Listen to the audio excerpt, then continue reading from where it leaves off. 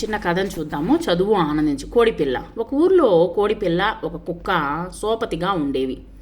కుక్క అంటే కోళ్ళ పిల్లలకు భయం ఉండేది కాదు. ఎందుకంటే కోళ్ళ పిల్లలు కుక్కతోనే బాగా ఆడుకునేవన్నమాట.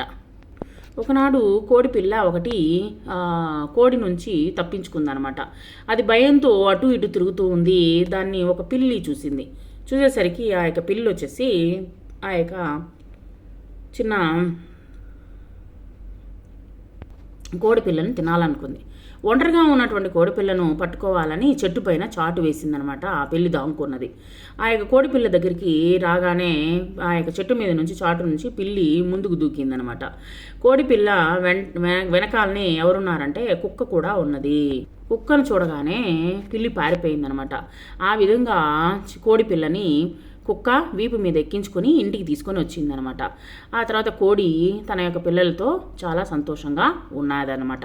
ఈ విధంగా మనము ఈ యొక్క చిన్న కథను మనము తెలుసుకున్నాము. Thank you very much.